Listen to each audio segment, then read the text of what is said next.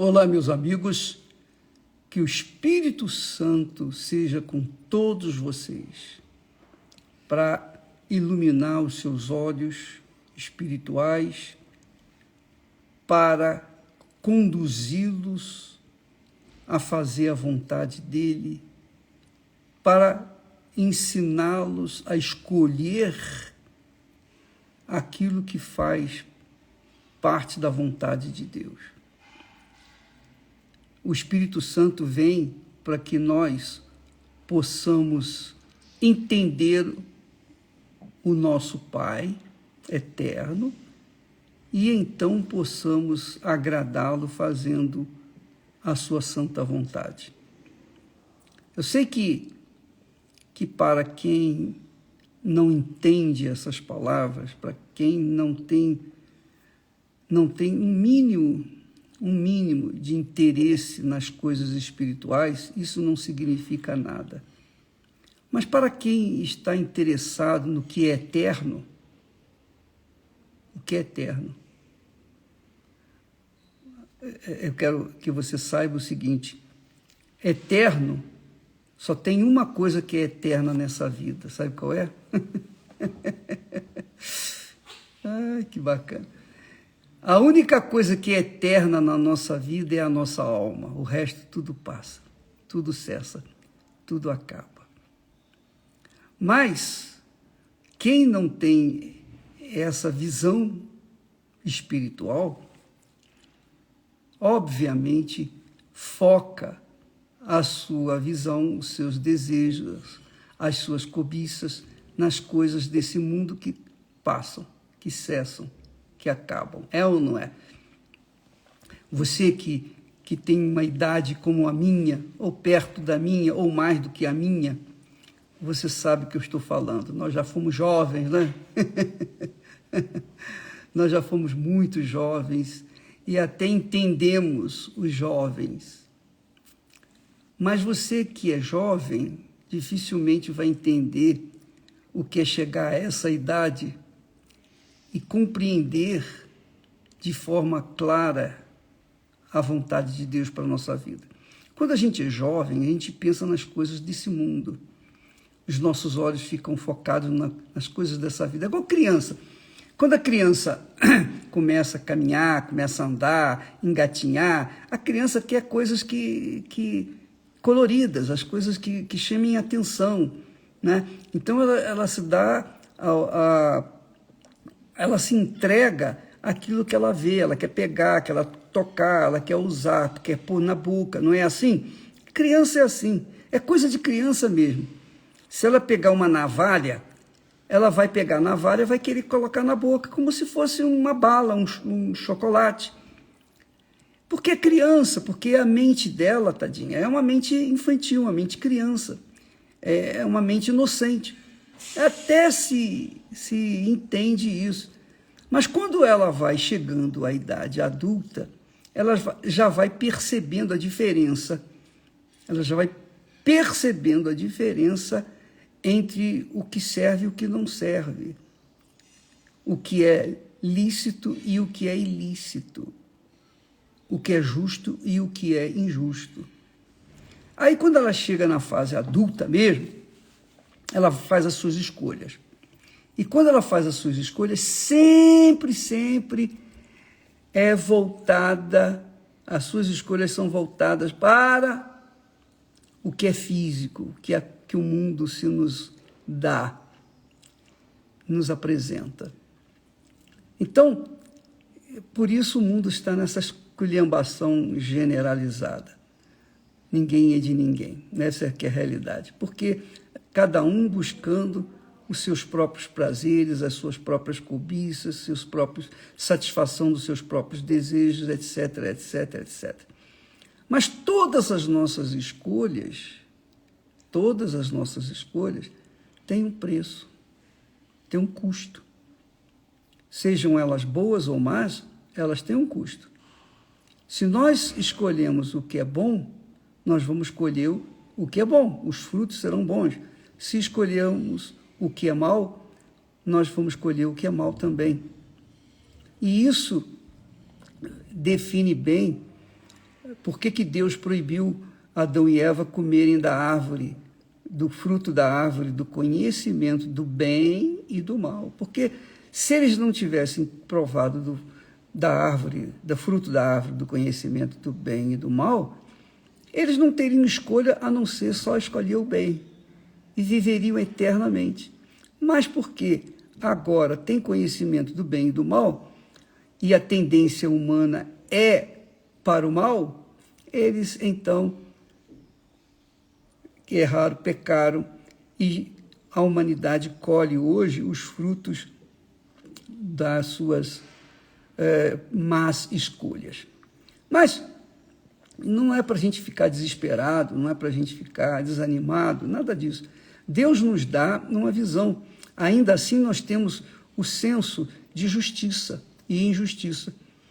Os animais não têm senso de justiça, né? O macaco, por exemplo, eles dizem que o macaco, os que nasceram do macaco, dizem que nós viemos do macaco, os macaquitos. Então, mas não tem nada disso, porque o macaco não tem senso de justiça. Qual o animal que tem senso de justiça? Não, o animal não tem senso de justiça. O animal tem alma, mas não tem senso de justiça, não pensa, não raciocina, não pesa, não tem a capacidade de prever o futuro e avaliar as suas escolhas. Nós podemos, nós temos essa escolha. Olha, peraí, tem esse fruto aqui que é bom, eu vou colher, se eu plantar desse fruto, eu vou colher desse fruto. Se eu plantar daquele fruto que é mau, eu vou colher o que é mau. Nós temos essa capacidade de raciocínio, os animais não têm. Bem, assim sendo, eu queria chegar à conclusão para você que quando a pessoa escolhe o Senhor Jesus como Senhor nas suas vidas, quando opta para que Jesus venha dirigir a sua vida, que o Espírito dele venha conduzir os seus pensamentos, o seu coração, as suas vontades, para que ele venha ser um instrumento na mão dele. Então, essas pessoas, obviamente, estão plantando para a vida eterna. A vida eterna. Aqueles que desprezam a oferta de Deus para nós, que é Jesus, então estão semeando o fruto, ou semeando a semente que vai dar fruto para a morte eterna. Aliás, a segunda morte, porque tem a primeira morte que nós conhecemos, todo mundo sabe o que é a segunda morte, a primeira morte, mas a segunda morte é outra coisa. É pior do que a primeira. A segunda morte vai engolir a primeira morte. Agora você pode imaginar o que é a segunda morte. Bem, assim sendo, a palavra de Deus nos dá a diretriz, a direção, nos dá o norte da vida e o norte da morte. E cada um de nós, com a capacidade que temos, com a inteligência que nós temos que fazer as nossas próprias escolhas. Deus não vai escolher por mim. Ele me dá sabedoria, ele me deu sabedoria, me deu inteligência, raciocínio e me deu a palavra dele, que é o mapa da vida eterna. Então eu tomo conhecimento desse mapa da vida eterna, então eu procuro seguir aquela linha que vai dar na vida eterna. Mas há quem, e aliás são a maioria das pessoas, elas escolhem a linha que vai dar na segunda morte, que é a morte, que é o sofrimento, o tormento do lago de fogo e enxofre.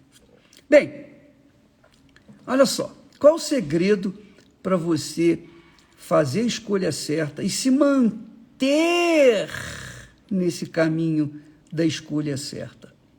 Aqui está na palavra de Jesus. Olha só o que Jesus falou, preste atenção. Ele disse assim: o Pai me ama porque eu dou a minha vida. Eu dou a minha vida para tornar a tomá-la. O Pai me ama porque eu dou a minha vida. Quer dizer, Jesus foi a oferta de Deus para nós. Jesus assumiu ser a oferta para que nós pudéssemos ter a vida eterna, a vida da nossa alma eterna. A vida do que é eterno, que é a alma. A única coisa que você tem na sua vida que é eterna é a sua alma. Ela vai viver eternamente. Viver eternamente com Deus ou viver eternamente juntamente com o inferno, a morte, Satanás, a besta, o falso profeta e todos os mentirosos e aqueles cujos nomes não estão escritos no livro da vida. Você vai viver num tormento, digamos, indescritível, insondável. É um tormento eterno. Se você que tem uma família cheia de problemas, se você vive num lar conturbado, de brigas, você não tem ideia do que é, você não tem ideia sequer do que significa o tormento eterno. Você conviver com Satanás, com a besta, o falso profeta, a morte, o inferno e todos os que vivem uma vida, ou melhor, todos os que não têm os seus nomes inscritos no livro da vida, vão estar lá junto. Quer dizer, todas as pessoas problemáticas da humanidade vão estar juntas. Você conviver com esse pessoal, hein? Não deve ser fácil, não. É um tormento eterno. E o pior, não é só o tormento da presença deles, mas é o tormento do fogo eterno, o fogo que não destrói, o fogo que não faz virar cinza. Bem, isso aí é assunto para outra ocasião. Mas agora, eu quero que você saiba, amiga e amigo, que o que Jesus fez, ele aconselha para os seus discípulos, os seus seguidores, os que creem nele. Ele disse, o Pai me ama, porque eu dou a minha vida para tornar a tomá-la. Só Jesus tem o poder, a autoridade para tornar a própria vida que dá. Mas também aqueles que estão em Jesus, aqueles que vivem com a sua fé no Senhor Jesus, aprendem nessas palavras, nessa orientação, que a partir do momento que elas derem a sua vida, a partir do momento que elas também forem ofertas vivas no altar de Deus, então o altar abençoa, o altar unge, o altar aceita, o altar consagra. E aí a pessoa passa a ter uma vida nova, transformada, completamente distinta da vida que esse mundo se nos apresenta.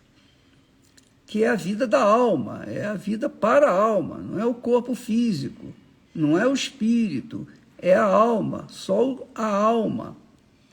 Então ele diz, o Pai me ama porque, em outras palavras, o Pai me ama porque eu me ofereço como oferta viva. Eu me ofereço como oferta viva para torná-la a tê-la novamente. Então, quando a gente oferece a nossa vida como oferta viva, o Espírito Santo vem e toma a nossa vida e faz dela a glória de Deus nesta vida, neste mundo. É isso aí. E essa é a principal razão do porquê muitas pessoas não recebem o batismo com o Espírito Santo. Porque elas querem o batismo com o Espírito Santo, para satisfazerem seus desejos, suas cobiças, suas vontades. Elas sabem que o Espírito Santo é o poder de Deus, é o espírito de autoridade e poder. Então elas querem ter o poder para viverem este mundo, para satisfazerem os seus desejos, seus caprichos e etc. Então, elas entregam suas vidas no altar com reservas. Elas entregam com a reserva o seguinte: olha, eu estou dando, mas o que eu quero, no fundo, eu quero curtir essa vida sem ter o problema, sem ter problemas. Por isso que eu quero o Espírito Santo, mas não é para isso. O Espírito de Deus não vem para isso. O Espírito Santo vem para fazer de nós a própria oferta viva neste mundo. E oferta viva é aquela pessoa que se nega viver neste mundo, senão para agradar a Deus. Ela quer viver para agradar a Deus, ela quer viver para fazer a vontade de Deus, ela quer viver para que Deus seja glorificado na vida dela, para que ela seja a glória viva de Deus aqui no mundo. Porque Deus é Espírito, Ele precisa de um corpo para manifestar a glória dele neste mundo. Então, quando a pessoa entrega o seu corpo, a sua vida para Ele, então Ele enche do Espírito Santo para que, através do Espírito Santo, essa pessoa venha a ser a glória de Deus. Com o poder do Espírito Santo, ela venha a ser a glória de Deus, o perfume do Senhor Jesus. Ela venha a ter a imagem do Senhor Jesus nesse mundo. E as pessoas do mundo possam vê-la, as pessoas do mundo que são físicas, materialistas, elas possam ver Deus em nós. Já que elas não conseguem ver Deus na Bíblia, nós sejamos a própria Bíblia para elas, ao vivo, na nossa conduta, no nosso comportamento, no nosso caráter, na nossa verdade, enfim, vivendo a vida de acordo como viveu Jesus. Por isso Jesus disse: eu entrego a minha vida. Por isso meu Pai me ama. Eu faço da minha vida oferta viva para o meu Pai. E o Pai se agrada da minha vida, então eu recebo vida. E eu recebo vida do meu Pai. É isso que acontece com a pessoa que recebe o Espírito Santo. Mas, infelizmente, são poucos os que realmente estão interessados em ser a própria oferta. Enquanto você não for a própria oferta, minha amiga, meu amigo, você vai ficar se arrastando por esse mundo afora, mesmo dentro de igrejas. É isso mesmo, mesmo dentro de igrejas. Você, por exemplo, nessa campanha da Fogueira Santa, o objetivo é o quê? É você receber a plenitude da vida que Deus lhe oferece, a eternidade, uma vida nova, você ter uma vida nova. Paulo fala, lá está escrito, aquele que está em Cristo, nova criatura é. Nova criatura é. E as coisas velhas passaram, não existem mais. É uma nova criatura. Então a proposta dessa Fogueira Santa é uma nova criatura, você ser uma nova criatura. Mas para você ser uma nova criatura, você tem que se despojar, se desfazer da velha criatura. Você tem que se desfazer das suas manias, dos seus desejos pessoais, dos seus sonhos pessoais. Ah, bispo, eu não quero abrir mão dos meus sonhos. Não. Então, minha filha, fique de fora. Você vai ver a banda passar e vai ficar chupando o dedo, digamos assim. Você vai ver pessoas curtindo uma vida nova e ficando com digamos, inveja. Você, presta atenção, você tem a sua inteligência, seu raciocínio, seu intelecto, e você lê a Bíblia, você entende, e se você não coloca em prática o que você compreende na palavra de Deus, de nada adianta. Jesus disse, o Pai me ama. Por quê? Por que o Pai me ama? Porque eu dou a minha vida. Eu dou a minha vida. Jesus deu a vida dele. E há pessoas que não querem dar a vida delas. Aí fica difícil. Então, a Fogueira Santa é para isso. ou tudo ou nada, ou é ou não é. Você vai com tudo para o altar, você sacrifica toda a sua vida, sacrifica os seus pecados, suas manias, seus desejos, seus sonhos, você coloca tudo no altar. E a oferta que você coloca no altar, que é o seu sacrifício verdadeiro, representa toda a sua vida, representa o que você era, representa o que você é. Tudo, você coloca tudo no altar, inclusive representa o que você quer ser. Você coloca no altar e aí o Espírito Santo, o Espírito de Deus, o Espírito do altar vem e recebe essa oferta e faz de você uma nova criatura, como aconteceu comigo. Entendeu? Amanhã, às 8 da noite, aqui no Templo de Salomão, nós estaremos falando sobre a única coisa que serve e que Maria escolheu. Maria optou pela boa coisa que Deus ofereceu. Amanhã estaremos falando sobre isso aqui no Templo de Salomão às 8 da noite. Deus abençoe a todos e até lá.